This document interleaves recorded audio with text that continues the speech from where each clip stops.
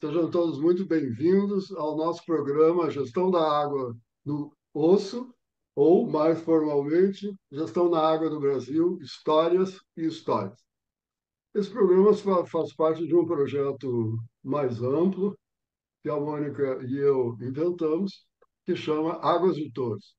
Qual é a ideia do Águas de Todos? A ideia do Águas de Todos é exatamente é, colocar à disposição de quem possa se interessar o que nós aprendemos trabalhando, né, na nossa vida profissional, e não tem como, né, descolar muito na vida pessoal também.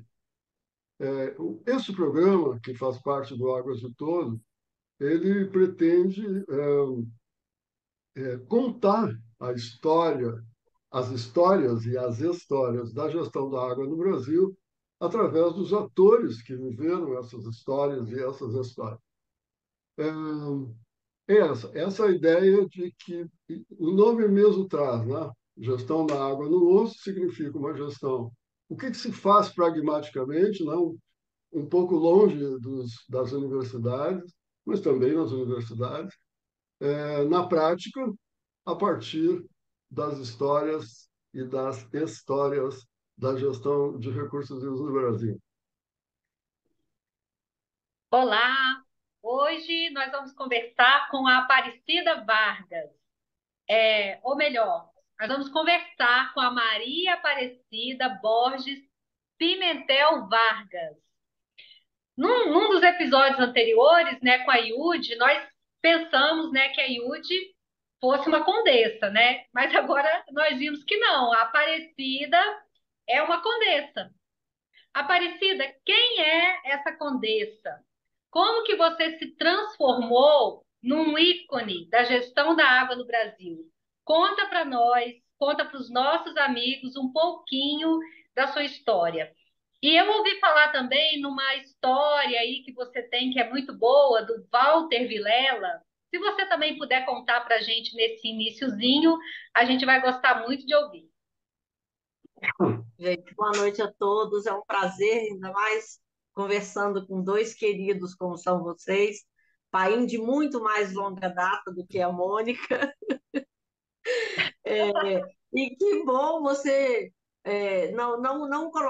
não me colocar como dinossauro, que geralmente é assim que a gente é chamado, é muito melhor até, tá? E a Condessa, engraçado, eu estou rindo aqui quando você estava falando de Condessa, acho que eu estou bem para Condessa Sabugosa, porque com a pandemia eu consegui ir, né, mais para o interior, estou na chácara e a gente tem com as reuniões por videoconferência, tudo tem ficado mais fácil.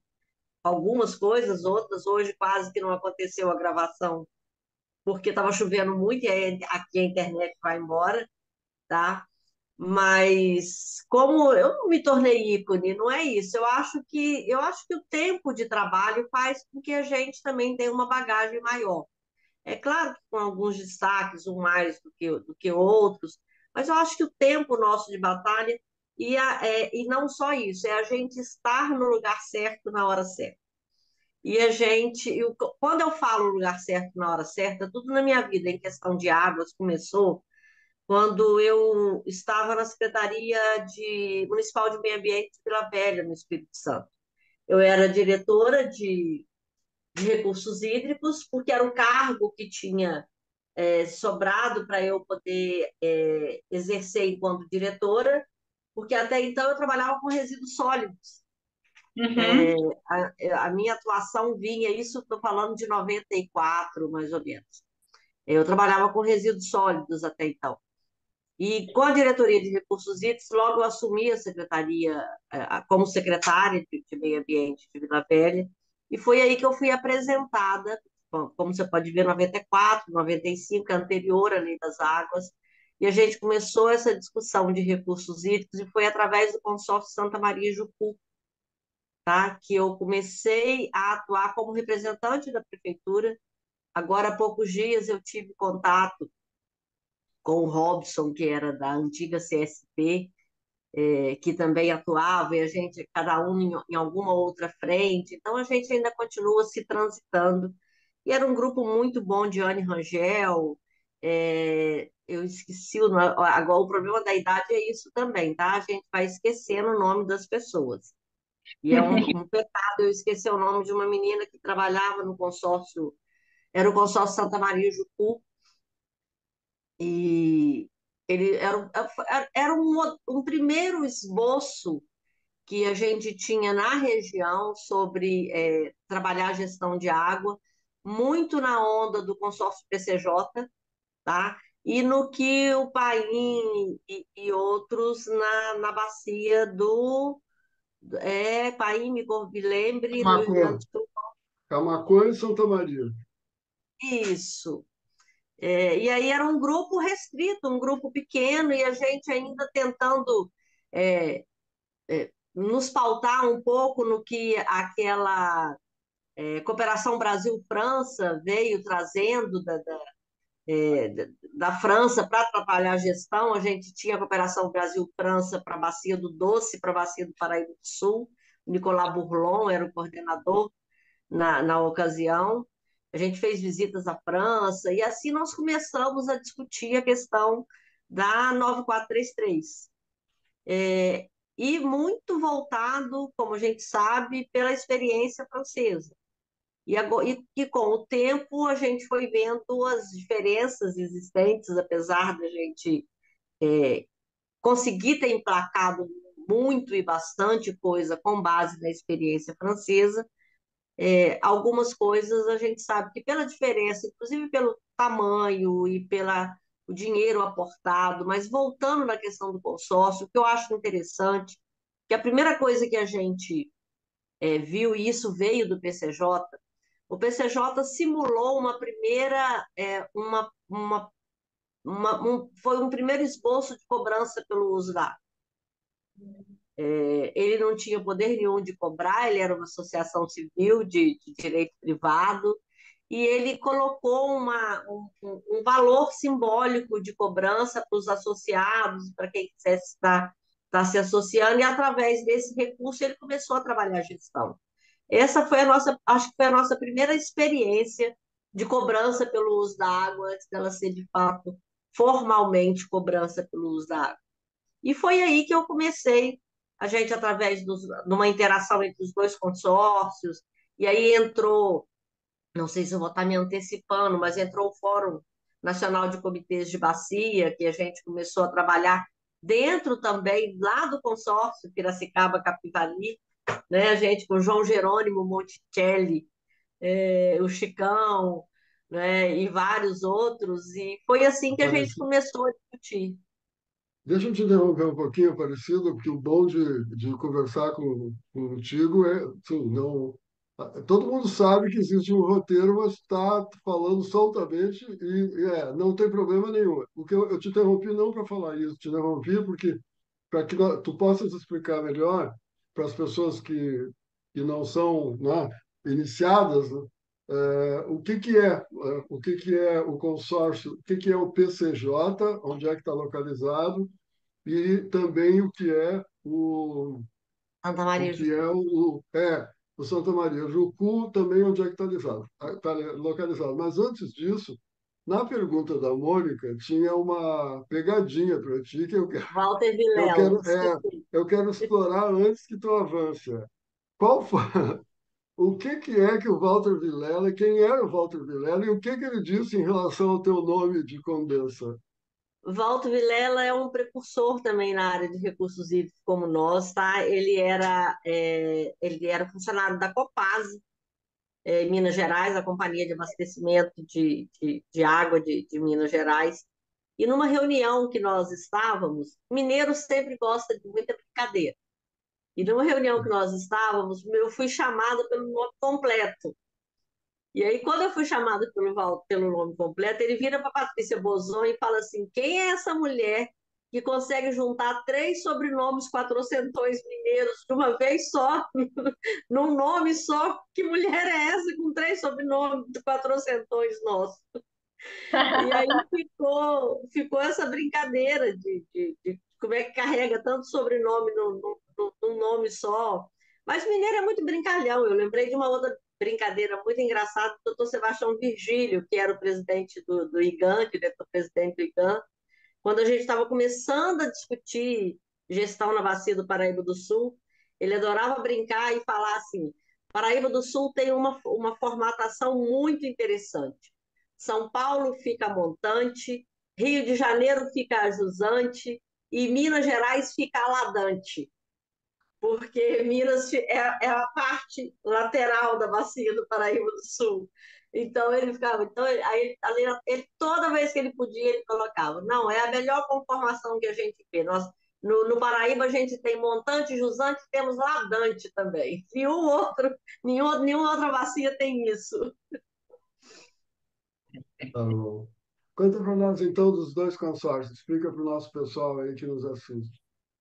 Bem, o consórcio Santa Maria e Jucu começou também com uma iniciativa como essa, no Espírito Santo, pegando as bacias dos rios Santa Maria da Vitória e Rio Jucu, que são os principais mananciais. Paim agora acho que sabe falar até mais do que eu sobre eles, pela experiência dele no Espírito Santo, apesar de eu ter morado lá 20 anos. Ele foi essa primeira inspiração lá também para a gente estar começando a trabalhar a gestão de água, com um apoio muito grande das grandes empresas, das prefeituras e do governo do estado na ocasião. O apoio existia uma afinidade, uma vontade muito grande de fazer acontecer, e isso veio espelhado um pouco na experiência de vocês no Rio Grande do Sul e do PCJ, que é o Consórcio Piracicaba, Capivari e Jundiaí, que pegava essas três bacias e uma região, uma bacia pequenininha como Santa Maria e Jucu também, mas de uma importância muito grande, apesar de uma extensão tão curta, né? O PCJ com uma importância de industrialização muito forte, muito grande, com um PIB muito alto na região, e o Santa Maria da Vitória Jucu, responsável pelo abastecimento da grande região metropolitana, a grande parte da região metropolitana do Espírito Santo, sem ter muitas outras opções de manancial. É engraçado isso, né? Lá atrás, 90 e poucos, na época já tinha estudo da UF, Universidade Federal, né? Do UFES, Universidade Federal do Estado do Espírito Santo, aonde eles previam que em 2012 o Espírito Santo já ia passar problema com falta d'água, numa época que tinha fartura de água, não existia problema de água naquela região.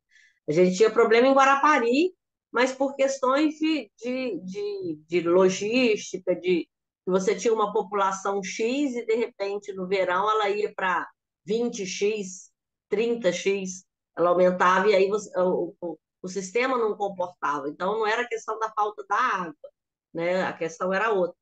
Então, naquela ocasião, quando a gente olhava para 2012, ainda para a gente tão distante, não vai faltar água, a gente vai saber cuidar.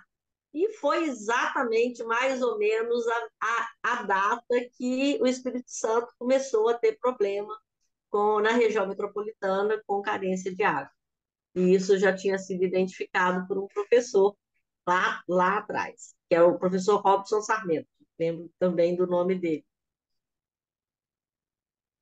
Aparecido, antes de passar para a Mônica, para avançar aí na nossa conversa, para explorar um pouquinho contigo, né, e com a Mônica, essa questão dos consórcios, porque naquela época, aqui no Rio Grande do Sul, como a gente falou, né, tinha o consórcio Camaquã, da Bacia do Camaquã, consórcio de municípios, é importante que as pessoas saibam, e logo depois que foi aprovada a lei, que é de 94, no ano de 95, 96, por aí, havia um problema gravíssimo de conflito pelo uso da água na bacia do Santa Maria, que Santa Maria é uma bacia lindeira com o Uruguai, embora o Rio Santa Maria nasça na divisa e entre no Brasil, fique no Brasil, a bacia é do lado, né, encostada no Uruguai.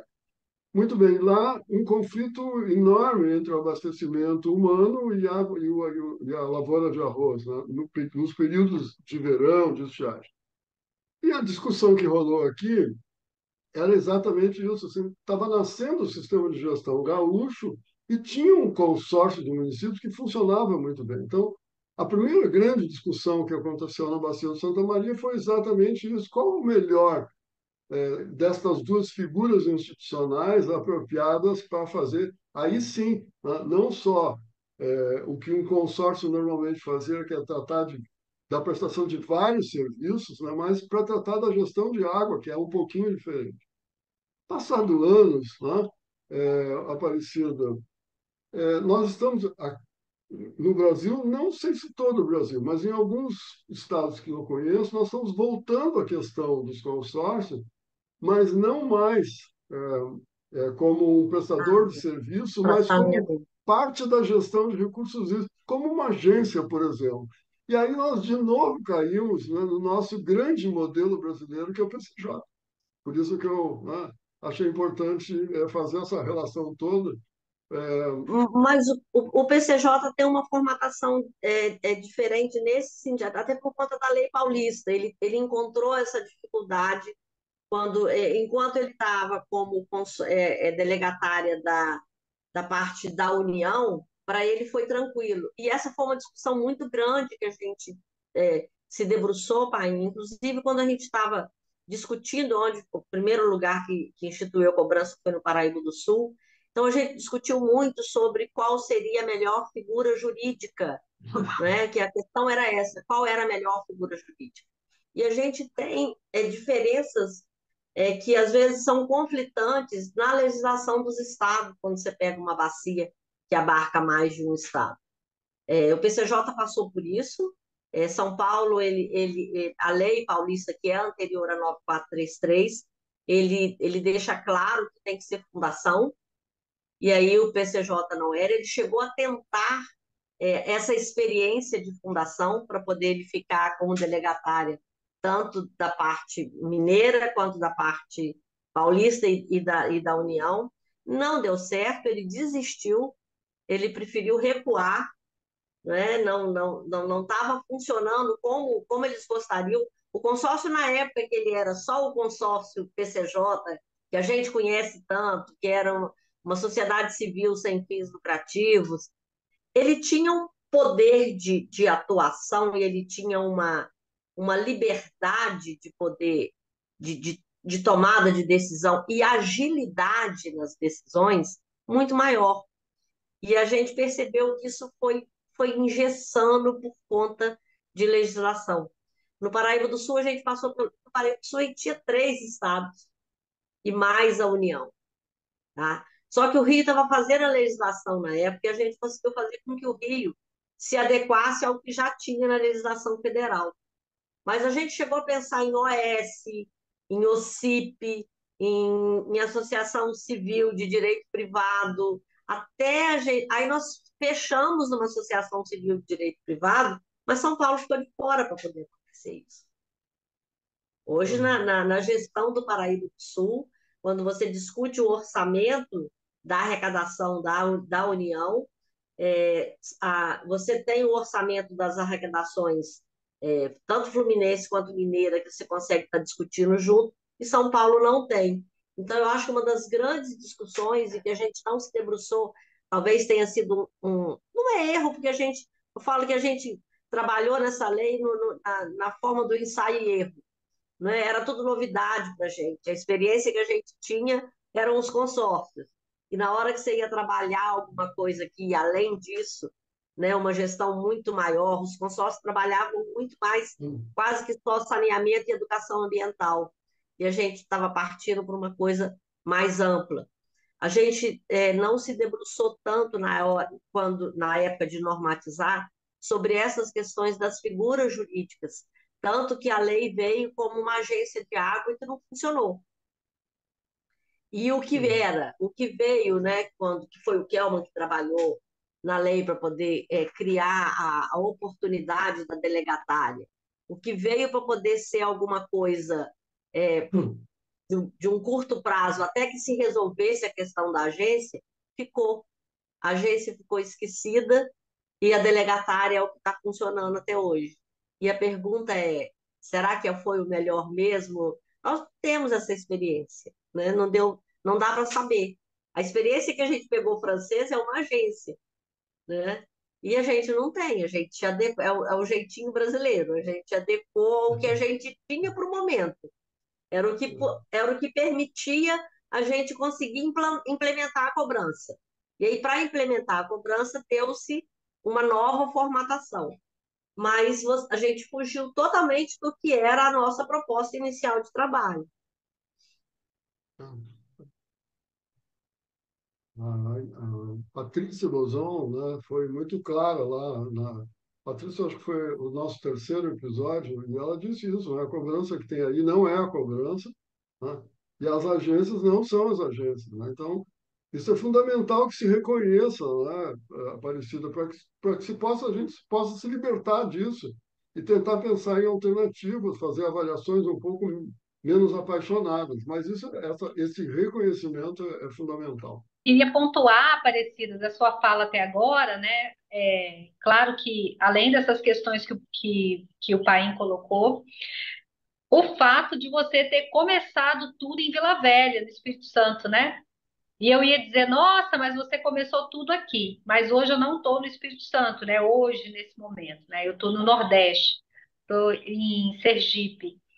E assim, eu não sabia, né, que você tinha começado, né, já conhecia um pouco da sua carreira, mas não sabia que você tinha começado justamente em Vila Velha, no Espírito Santo. Bom, Provavelmente você não sabe também que quem fez a minuta da Lei 58/18, que foi a primeira lei de política estadual de recursos hídricos, fui eu. Eu que fiz essa minuta, que fui contratada pela Dorinha. Ela era a secretária na ocasião, e eu que fui defender, discutir essa primeira minuta no Conselho Estadual de Recursos Hídricos, e aí depois, é claro que na Assembleia ela sofreu várias modificações. Esse é um grande problema que a gente tem hoje no nosso legislativo, que são os penduricalhos que vão surgindo nas leis, e eu gostaria até de deixar isso para o final, para eu poder estar falando sobre essa carência e essa dificuldade que a gente tem. Mas eu que trabalhei a minuta que foi discutida, e assim, grande parte ficou, é claro. O Fábio Anerti era da Juventude, não sei o que, do PSB, né? Era um menininho ainda, um rapazola. nossa, eu não sabia mesmo, não sabia. Mais uma informação aí, mais uma história aí que você está trazendo do meu estado, né, de onde eu tenho toda a experiência que eu tenho até agora com gestão de recursos hídricos, que eu não sabia. Muito, muito Mônica, eu legal. morei 20 anos no Espírito Santo. Eu tive Uhum. atuações, né, no consórcio lá no começo, depois por ocasião da discussão da 58/18, mas é uma coisa que eu sempre achei o Espírito Santo muito fechado. Não sei como é que o Paim enxergou isso na experiência dele. Eu não sou capixaba, né? Apesar de ter vindo da divisa do estado, eu não sou capixaba. Então, eu sempre tive uma dificuldade enorme. Acabando que para mim foi bom, porque eu acabei ampliando muito mais os meus horizontes, mas eu conseguia trabalhar muito mais fora do Espírito Santo, morando no Espírito Santo, e o Espírito Santo com uma pujança enorme, a gente, sabe, podendo estar discutindo várias coisas, e o consórcio foi se esfacelando politicamente, então ele foi diminuindo, foi perdendo a força por questões políticas. E aí a discussão de gestão de recursos, o Espírito Santo tinha tudo para poder estar lá na frente em gestão de recursos hídricos, e ele acabou estagnando, infelizmente. Ele foi Uhum. começar a fortalecer já bem mais agora próximo nessa última década. Uhum. Interessante. A gente tem previsto mais um episódio com você, né? Eu acho que seria legal, Painha, a gente fazer um episódio para ouvir um pouco dessa história aí, é, da minuta da lei, dos consórcios. Bem, Não me a- aperta muito não, porque a memória, isso aí foi lá para 2000 e quanto? 2000 e pedrinha. Depois ela não quer que a gente seja chamado de dinossauro, mas nós somos. ó, Nada, não fui eu eu que brinco, mas eu falei. tenho maior orgulho. Vou voltar aqui no nosso roteiro, então, gente. Bom, Aparecida, logo depois da aprovação, né, da Lei 9433, né, em 1997, o que é que você destacaria, assim, como dificuldades, potencialidades, né, nesses primeiros movimentos do sistema, né, que nascia para fazer a gestão da água no Brasil? Uma coisa interessante de colocar que a lei foi aprovada em março, não é isso? De 97. Sou meio ruim com número e data, mas acho que março de noventa e Ah, sete. janeiro, E no, Aparecida. hein? Janeiro, eu acho. Janeiro? Mas foi Acho o que começo sim. do ano. Eu só sei que no É. final do ano de 97 foi virada de governo teve eleição municipal e em 1º de janeiro de 98 estariam tomando posse, né, os prefeitos do país inteiro. E foi um ano de uma chuva torrencial, tá? Na região sul e sudeste, dessas chuvas que a gente vê que são é, tempo de retorno de 100 anos, que choveu, ficou praticamente tudo alagado. E isso fez com que muita gente passasse a ter conhecimento da Lei 9433. Os municípios passaram a ter conhecimento da lei pelo aperto que eles estavam passando. Prefeitos que tinham recém-assumido, sabe, que não tinham, e a hora que começava a buscar que forma que ele poderia buscar ajuda, a Lei 9433 foi muito difundida na região sul, principalmente na região sudeste, por conta dessa questão. E aí, com a lei, veio a questão vamos fazer, nós temos que instalar o Conselho Nacional de Recursos Hídricos, o Fórum Nacional de Comitês de Bacia começou a tomar uma forma e uma força maior, não é? Que não tem nada a ver com o Fórum Nacional de Comitês. Eu costumo dizer que está aí também uma outra coisa que mudou totalmente o rumo e o sentido do que foi o que a gente idealizou e do que a gente esperava que fosse um fórum de comitês de bacia lá quando a gente começou a discutir esse assunto e o que é o fórum hoje.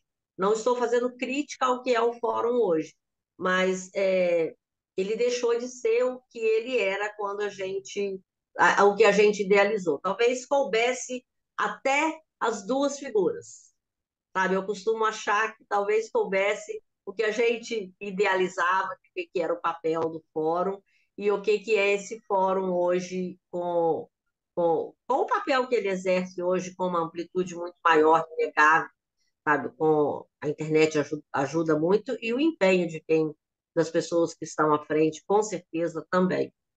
Mas eu acho que não é o que a gente tentou criar. Não sei o Aparecida, painho, mas não, para mim não é. Aparecida, a gente volta já já a essa comparação aí, né, entre essas duas instituições, mas eu queria voltar contigo um pouquinho, explorar um pouquinho melhor assim, a colocação da Mônica. Para ouvir a tua opinião, né? Senão eu viro entrevistado, dou a minha e não quero não. Aparecida, a 9433, né, traz uma doutrina, né, traz uma lógica para a gestão da água no país, completamente diferente, né, do que existia na legislação no caso, a gestão da água de um elemento natural, né, a água, o recurso hídrico. E a legislação ambiental anterior, né, vinda lá do período da ditadura militar, o Brasil, a meu Deus, não sei o quê, tem uma visão do ambiente como um todo e tem lá uma doutrina, uma lógica. Elas não são muito conversáveis, né? Eu costumo dizer que elas não têm como conversar. Mas aí eu queria, essa que nós queríamos te ouvir um pouquinho melhor, assim. Por exemplo, né? A 9433 traz a figura do comitê de bacia. E aí tentar explorar contigo um pouquinho a tua própria vivência, né? O que eram os consórcios, né? Que capacidade de agregação tinha o consórcio. Tu falasse um pouco aí durante a tua conversa de que havia uma capacidade de articulação grande dos consórcios na época, E aí o comitê é uma coisa completamente nova, né? Um agregado político, ó, que começa a se formar em todo o Brasil, assim. E tu acompanhasse isso, assim, o que que tu lembra de dificuldades, né? E para montar essa figura nova e ao mesmo tempo o que que se dizia, né, para as pessoas que tinha de bom essa nova figura? Vai, antes de chegar na nova figura do comitê, a gente não pode esquecer que a 9433, ele, como você disse, não só o comitê, mas ele trouxe a gestão por bacia hidrográfica, que é totalmente diferente da divisão territorial do país. E até então, tudo era feito, e ainda na grande maioria, por conta de divisões territoriais. E foi o nosso primeiro conflito. Eu acho que é um conflito muito grande, sabe? A divisão hidrográfica e a divisão territorial. Que você trabalha um comitê por essa divisão hidrográfica e os municípios, os estados e a União, ela funciona por divisão territorial, sabe?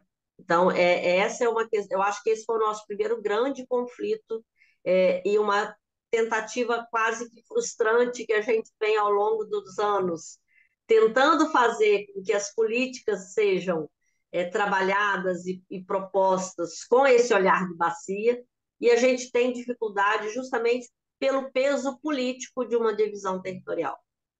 Porque uma divisão territorial te traz eleições de vereador, de prefeito, de deputado estadual, tá? De governador, de presidente e de deputados federais e senadores. Então, essa é a nossa dificuldade em conseguir conciliar essa divisão territorial com a divisão de bacia, para que a gente consiga, de fato, fazer política pública dentro de um comitê de bacia, de uma bacia hidrográfica, é muito complicado. São os conflitos que a gente vê, inclusive, na representação dos municípios dentro do Comitê de Bacia. A formatação do Comitê de Bacia Federal, pela lei federal, ela é totalmente diferente da formatação dos comitês da maioria dos estados. Geralmente, os comitês estaduais eles são tripartites, mesmo que com interpretações diferentes. Na São Paulo, por exemplo, o tripartite dele é poder público estadual, poder público municipal, e o outro, um terço, é usuário e sociedade civil junto, como se eles não tivessem olhares distintos. Na maior, outra maioria, geralmente o tripartite é poder público, usuário e sociedade civil. E na União, essa formatação ela é diferente. E a gente construiu isso dentro do Conselho Nacional. A famosa Resolução 5 do Conselho Nacional, né? Onde a gente colocou que você teria que ter 40% de usuários, no máximo 40% de poder público e no mínimo 20% da sociedade civil. É claro que a gente vê aí, nesse momento da história, uma preponderância dos representantes do poder público e de usuários na hora de tomar uma decisão dessa, porque, de fato, ficou, por mais que eu sempre tenha representado usuários na formatação dentro do comitê de bacia, mesmo quando representava o comitê, mas eu vinha através do usuário, a sociedade civil ficou com uma porção menor e sempre se sentiu alijada, sempre se sentiu. E aí, quando a gente diz sociedade civil, a gente está juntando ONG, universidades, instituições técnicas de ensino e pesquisa, inclusive são representações que também têm olhares distintos, que não necessariamente se alinham na hora de uma decisão. Mas o que eu achei engraçado é que, ao longo desse tempo todo, esse grupo que é menor é o grupo que domina os comitês hoje. Hoje a gente tem um comitê, e às vezes isso dá uma certa preguiça na gente, pela luta que a gente fez o tempo inteiro, dá vontade de, não vou participar mais, sabe? Eu já estou velha, deixa para quem está chegando. mas a sensação de o comitê hoje, ao invés dele exercer o papel que a gente, sabe, brigou tanto para que fosse o papel de um comitê de bacia, ele está com uma cara muito, não é nem de sociedade civil, ele está com uma cara muito de ONG. E por que que está assim? Porque eles têm mais disponibilidade de tempo, tá? Para poder estar, porque isso toma tempo, isso demanda, e a gestão não é uma coisa rápida. A gente descobriu isso no ensaio e erro. Você não consegue, você não vê resultados, você não vê resultados rápidos, você não vê resultados aparentes, né? Não é uma coisa, a não ser uma obra de tratamento. Fazendo um parênteses aqui, para vocês terem uma ideia, essa questão de obra de saneamento, a gente achando que estava fazendo, sabe, a alegria dos prefeitos. Eu cheguei num município pequenininho, uma vez na Bacia do Paraíba do Sul, achando que eu estava levando um presente para ele, dizendo que a gente tinha conseguido garantir dentro do orçamento do comitê o tratamento de 100% do esgoto do município dele. Ele vira para mim e fala: você está maluca, eu não quero isso. Médico, eu não quero isso. Eu tenho eleição ano que vem, isso vai significar esburacar a minha cidade inteira. E quando faz isso, eu vou perder todos os meus votos. Vocês vêm me oferecer isso depois, agora não. Então, são coisas que a gente foi enfrentando. E aí, assim, o que eu falei é que a gestão, ela não tem, ela, você não vê esse resultado, tá? Você só vê o resultado quando você tem um conflito de fato. A hora que você tem um conflito que ele está instalado e que o comitê tem o poder de estar discutindo aquele conflito, o comitê fervilha. Todo mundo vai, todo mundo está na reunião. E o comitê também, eu costumo dizer que ele ganhou a maioridade, ele ganha a maioridade, que nem todos conseguiram ainda, a hora que ele institui a cobrança pelo uso da água.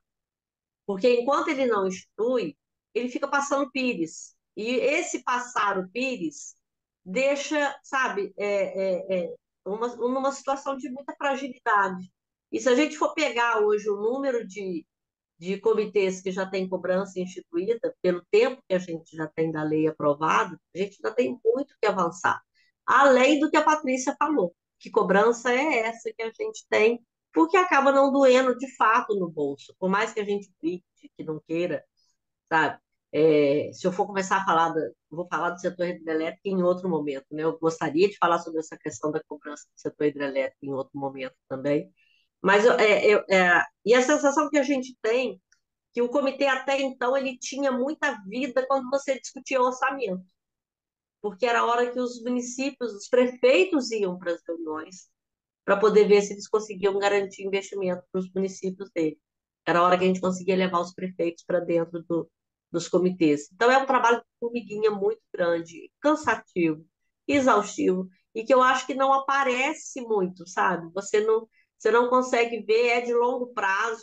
E além de ser de longo prazo, uma das coisas que a gente tem que olhar, acho que já está na hora da gente, mais uma vez, a gente fala e ninguém tem coragem, a gente se debruçar um pouquinho do que a gente mesmo criou e ver o que, que a gente tem de produtivo nisso aí. É, ouvindo a Aparecida, antes de falar contigo, Mônica, Aparecida, nós fizemos uma entrevista muito interessante sobre o Comitê de Bacia, com dois comitês da Bacia do Doce, né? Um capixaba e um mineiro. Não vou adiantar aqui nem o nome, só para poder fazer o link das conversas. E é a nossa intenção explorar um pouco mais essa questão comitê de bacia, né?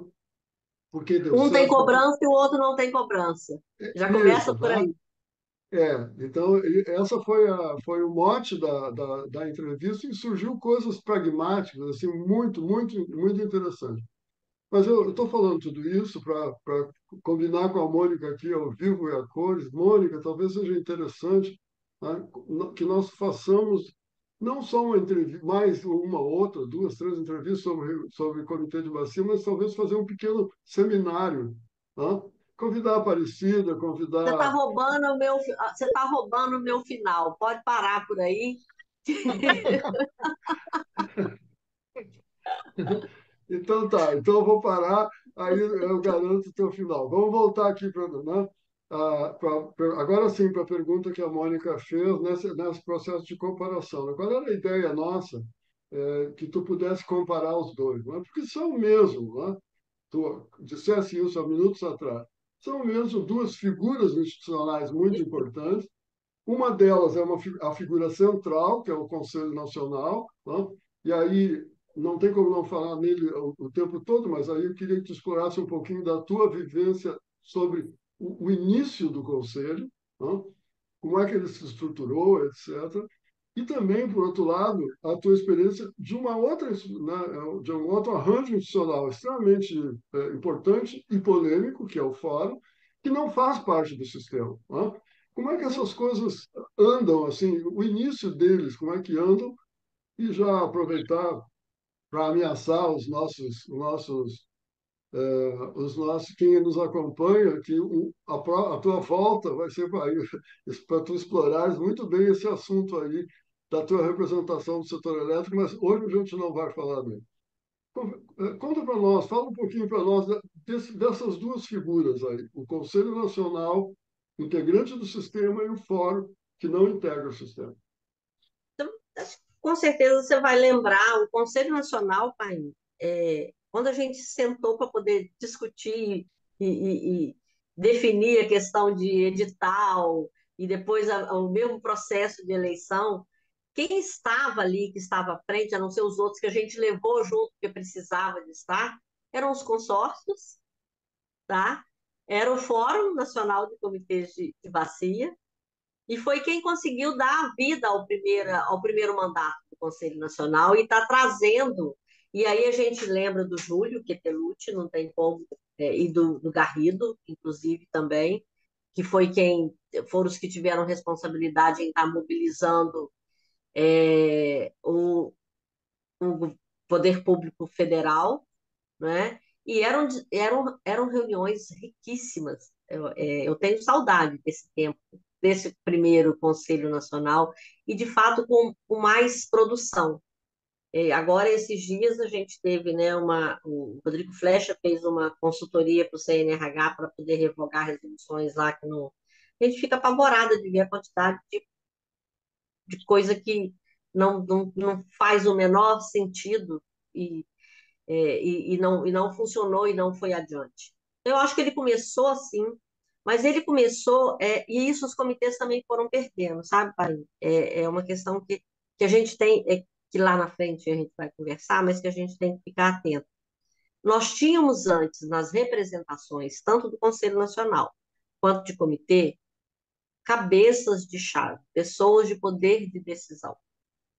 Tanto, você, sabe, você tinha, se você não ia o ministro, ia o secretário executivo, você tinha o diretor-geral de grandes empresas participando, você tinha, sabe, a gente tinha um grupo de cabeças pensantes, mas que não eram só pensantes, tinham poder, tinha caneta na mão e tinham poder de decisão.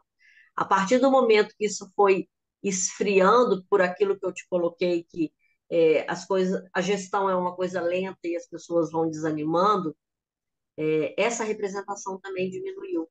E ao diminuir, não é menosprezando quem está hoje, muito, até porque eu também continuo, ainda estou lá insistindo até hoje, mas é mostrando que antes decisões que poderiam ser eram tomadas na hora, porque quem estava lá fazendo tinha o poder de tomar a decisão. Hoje não. Hoje não é nem o secretário municipal de meio ambiente mais que vai representar o município, na maioria dos comitês estaduais. Ele manda um representante que custa poder ter acesso para poder conversar com esse secretário. Então, eu acho que essa foi uma grande perda que a gente teve de capacidade, tá? De capacidade dentro da formação desses fóruns. Essa para mim, é uma das grandes perdas que a gente teve, e a gente vê nitidamente quando a gente vê Conselho Nacional, conselhos estaduais e esses comitês que são os primeiros e que iniciaram, quando a gente vê quem participava deles, quando você fala de uma FIENG, de uma Fiesp, de uma Firjan, quem deles ia e quem deles hoje vai. Para você ter uma ideia, no Paraíba do Sul, o presidente da Energisa, da qual eu era consultora, e eu consegui vender essa ideia para eles, da importância do comitê, e era compliance para eles, né, também. Estava começando a surgir essa questão. Ele colocava o avião da companhia à disposição para poder conseguir colocar os prefeitos dentro da reunião de comitê. Ele disponibilizava o avião, ele gastava. Eu lembro que tinha outros diretores que falavam assim: você está azulando essa companhia, isso aqui nós não somos, a gente desmata para poder colocar, para poder fazer linha de transmissão, e você chega aqui, olha só, o presidente agora está pegando avião nosso, gastando dinheiro com hora de avião, para colocar prefeito dentro do avião, para ir para uma reunião, para arrumar dinheiro para o município. Mas ele já tinha essa visão, à época, que é o doutor Neiva, uma pessoa fora de série, o Zé Toninho, já falecido, que isso ia trazer benefício para ele também lá na frente, para eles companhia. Então a gente tinha pessoas com poder de decisão e hoje a gente não tem, pai.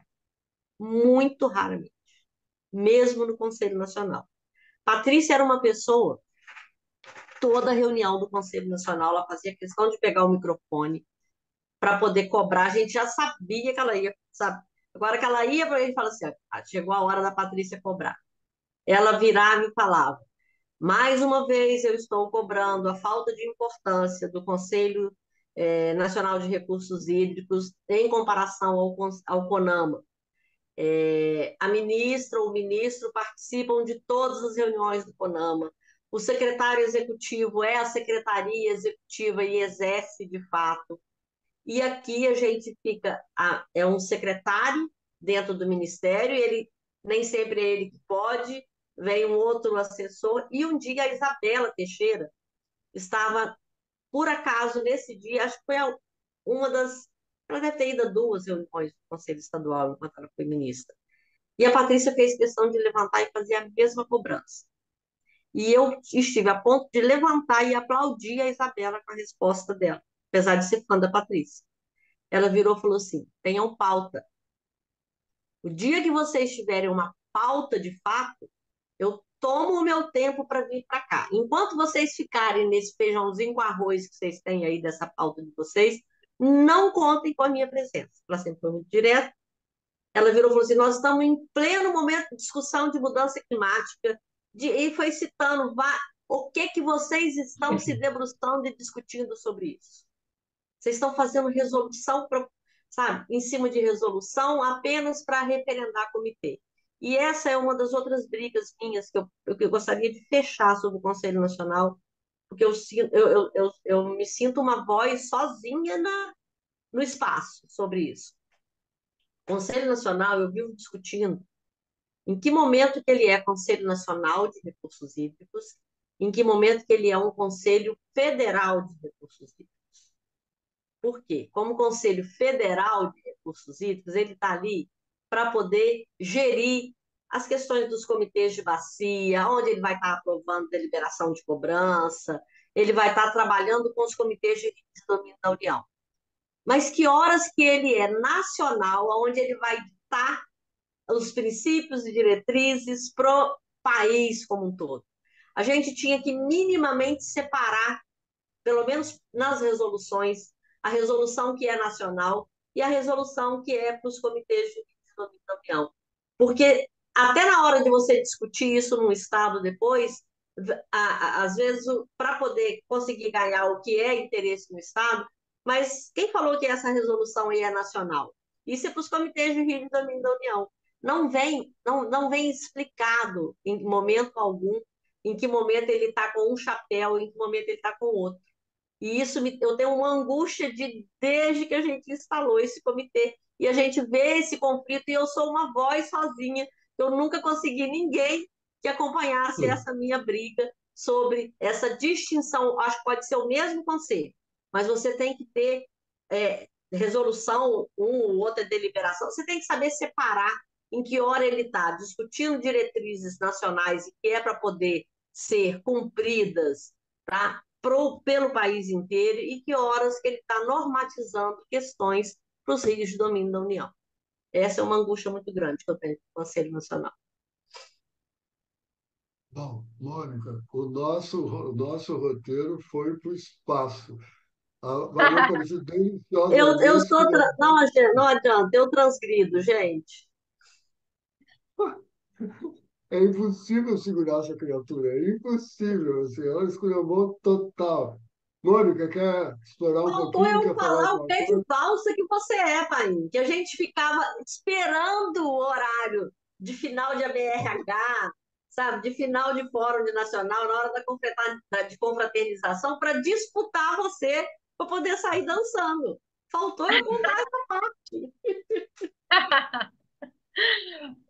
Aparecida, eu queria pedir assim duas coisas e eu acho que essa já vai ser a nossa última questão, né? Com um próximo episódio, uma próxima conversa com você já engatilhado, né? Já combinado aqui. Eu queria ouvir de você um pouquinho a respeito do Fórum de Comitês. Na última fala, você falou bastante, né, sobre o Conselho Nacional, mas eu queria que você trouxesse um pouquinho mais assim da sua visão também do Fórum de Comitês. E depois disso, que você trouxesse aí na sua fala final mesmo alguma coisa que você queira abordar ainda nesse episódio que a gente ainda não tenha te perguntado. E fazer aí suas considerações finais para nós encerrarmos. Sobre o fórum de comitês, é aquilo que eu já comecei a abordar. Eu acho que nós idealizamos uma coisa e existe uma outra coisa hoje totalmente diferente, né? O fórum que a gente idealizou, que a gente começou a construir, tanto que ele não tinha regimento interno, ele não tinha orçamento, ele não tinha nada disso. A gente era regido por uma carta de princípios, sabe? Que a gente discutimos arduamente essa carta de princípios e a proposta era justamente essa, era não nos organizarmos como uma instituição. Que a instituição já tinha o consórcio, já tinha o comitê, seria uma a mais e que não está previsto na legislação. Ele não é previsto, né? Então, a nossa proposta era ser um ambiente onde a gente pudesse estar trazendo as experiências dos comitês de bacia, que cada um estivesse vivendo, e que a gente pudesse, além de trazer essas experiências, poder estar tentando levar de alguma forma para outros comitês algumas questões que eram exitosas em um e estar trazendo. Paim que me corrige, eu acho que Paim é muito melhor para falar sobre o fórum do que eu, mas a sensação que eu tinha era essa, sabe? A gente não tinha a intenção de se especializar, vamos dizer assim. E o fórum que a gente tem hoje, eu me sinto muito incomodada, sabe? Até às vezes eu tenho alguns anos que eu não vou. Não estou dizendo que eu não vou mais, é claro, vou voltar, eu acho interessante, mas eu acho que ele ficou muito mais uma vitrine, como se o comitê tivesse ali para poder mostrar o que ele faz, é uma vitrine mesmo, sabe? E não mais aquela questão da gente sentar e tentar discutir quais são os apertos que cada um está passando, o que que a gente pode, inclusive, ter de ser propositivo para a própria lei. E isso diferencia muito, sabe, até de um estado para o outro, que além do Fórum Nacional, a gente tem os fóruns estaduais. O Rio de Janeiro, por exemplo, o fórum tomou uma força tamanha, porque é um estado pequenininho, são 9 comitês de bacia, então isso também facilita que mesmo ele não estando previsto na lei, ele tem uma força de ser chamado, sabe, para ser ouvido na Assembleia Legislativa, para ser ouvido no Ministério Público. Eles, de fato, são reconhecidos como os representantes dos comitês de bacia. Tá? E é claro, aquilo que eu estou falando, quando você senta 9 comitês, fica muito mais fácil de discutir, de sentar e tentar colocar as suas posições. Tem brigas políticas? Tem brigas políticas. Mas quando você passa por um fórum como o de Minas, que são 30 e não sei quantos comitês de bacia, é muito mais difícil de você conseguir isso. Hoje, o Fórum Nacional com 280 e poucos comitês. Quando a gente começou, é, quase que a Lei 9433 quase que criou um jargão, cria-se comitês, né? Você precisa de criar um comitê para você conseguir ter acesso a recurso, conseguir se regularizar, se regulamentar, mas acho que é basicamente isso. Eu fui colocando mais no detalhe, mas eu acho que ele não tem mais o sentido, e as coisas acontecem assim mesmo, né? A gente vai aprendendo, mas nessa questão em especial, eu acho que eles um acabou matando o outro, sabe? Ele não foi a evolução de uma associação, de um fórum. Parece que um sufocou o outro. Tanto que teve um período que nós, que trabalhamos com o processo inicial da criação do fórum, nenhum de nós participávamos do fórum. Quando eu comecei a participar de volta, eu ainda fui criticado, né, seu pai? O pessoal, você está voltando? Sabe? Eu falei, a gente precisa de estar lá, porque se a gente não tiver, a gente não vai dar a nossa voz, não adianta, é isso. E hoje o Paim está lá e eu não estou. O Paim tem participado, então a gente vai se revezando. Mas a sensação que eu tenho é que essa ideia nossa de qual era o papel de fato do fórum que a gente queria que existisse, ela morreu com o fórum que nós temos hoje, ela não existe mais. Entendi. Desculpe, Mônica, só para não perder o fio da meada. Bom, primeiro, Aparecida, eu não estou lá, não. E não estou exatamente, não, como tu falaste, não é pra, eu não estou concordando ou discordando com o fórum atual, não. Acho que é importante, como já se falou aqui em outros temas da gestão de recursos neste país, é ter a coragem, a cara de pau de reconhecer as coisas que deram errado ou, né, ou que que não é uma questão de dar certo ou errado, ou que mudaram o espírito. E aí vem a questão do fórum. Tu acompanhaste, né, só lembrando a quem nos acompanha, de que o primeiro episódio do nosso programa foi exatamente a Viviane, né? Que é um Assistir na símbolo, né, do início do fórum, né? do fórum. Ela não sozinha, mas tu, eu, enfim, vários brasileiros, digamos assim. E por que que nós entrevistamos a Viviane? Exatamente porque queria se dar essa ideia de como é que tu está trazendo de novo agora, né? Qual era a ideia e como é que funciona agora. Não sei se a nossa ideia era melhor ou pior, mas mudou, né? Mudou completamente. Hoje nós temos uma instituição mesmo, né, vinculada à Rebov e tal, que atinge outras formas, né? Tu usaste uma expressão que eu achei interessante, que é uma vitrine. A Viviane usou uma outra, mais ou menos nessa linha também, né? Mas, enfim, eu acho que eu resolvi intervir exatamente para fixar isso. É fundamental que se resgate a história, como nós estamos fazendo aqui contigo, que se olhe, né, francamente, corajosamente para ela, ver quais são os caminhos que nós vamos seguir daqui para frente. A Mônica te convidou a encerrar o programa do jeito que tu quiseres. Todo mundo já sabe agora que é o primeiro episódio contigo, né? Porque não há a menor chance, né? Como se brincava antes de iniciar a gravação, não está a menor chance de conversar sobre a tua história na gestão da água, que continua viva, né? Num episódio de 40 minutos, não tem jeito. Então, por favor, como disse a Mônica, encerra aí o programa da forma que tu achares melhor.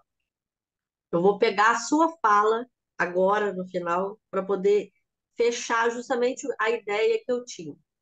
É a nossa falta do olhar corajoso. Nós precisamos ter um olhar corajoso que a gente sempre teve, pai, sabe? E que, por uma coisa ou outra, a gente acaba se acomodando. Quando eu falei sobre a 9433, a gente fala sobre o seminário. A Agência Nacional de Águas fez 9433 mais 10, 9433 mais 20. Vamos discutir o que está acontecendo com a 9433. Não adianta só discutir. Porque quando chega na hora de vamos sentar e vamos ver o que a gente tem, não pode mexer no 9433. Porque se mexer, isso vai para o Congresso, vai virar uma bagunça e a gente vai perder a, a, a, o, a rédea da questão, porque. E aí, o que está acontecendo hoje? A gente fica desesperado, sabe, atuando junto à Câmara, ao Senado, por conta de PLs que chegam do nada para poder alterar a 9433 sem o menor conhecimento, sabe? São muitos jabutis que são colocados para poder atender alguns interesses específicos do momento e que às vezes acabam atrapalhando quando você vai olhar o todo do que é o sistema de gestão. Se você pegar hoje, fizer um levantamento de quantos PLs que tem, que alteram a 9433, é humanamente impossível a gente conseguir estar atuando, tá? Para estar trabalhando e acompanhando esses PLs para não deixar que, de vez em quando, alguma coisa escapole. Como, por exemplo, tá? Que não tem a ver com a Lei 9433, mas tem a ver muito com gestão de recursos hídricos, a questão da distribuição da compensação financeira do setor hidrelétrico, que acabou fragilizando mais ainda os sistemas de gestão estadual, quando você tirou metade do recurso que ia para o Estado e jogou para o município, onde é um recurso que você não tem obrigatoriedade de aplicar em gestão de recursos hídricos. Então, quando eu falo que a gente tem que sentar e discutir a gestão, não é só a 9433, é tudo que a gente tem em volta e que, de alguma forma, em termos de normatização, que eu estou falando, e que, de alguma forma, incide no resultado do nosso trabalho em gestão. Esse, para mim, foi uma grande perda.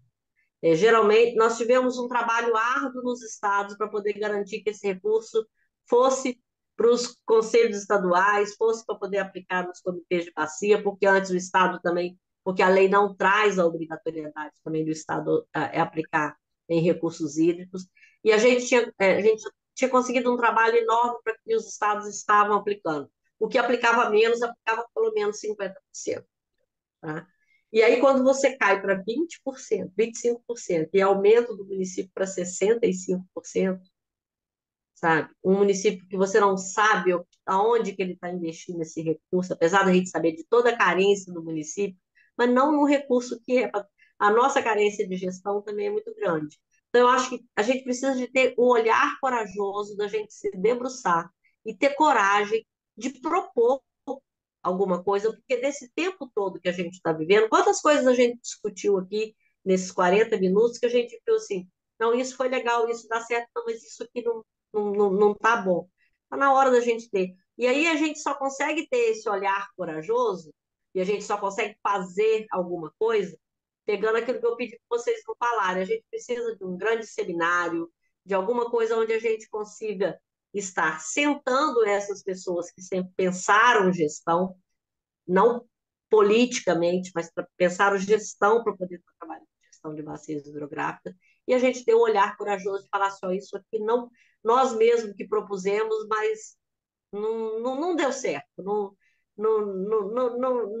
cabe. Uma coisa que eu falo, eu digo que a 9433 hoje, hoje porque é a que a gente tem, ela é uma lei muito mais para a região sudeste do país do que para qualquer outra região do país. Quando você pega uma região amazônica, como que você vai aplicar 9433 lá?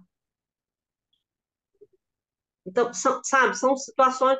Quando você pega o CNRH, isso ficou.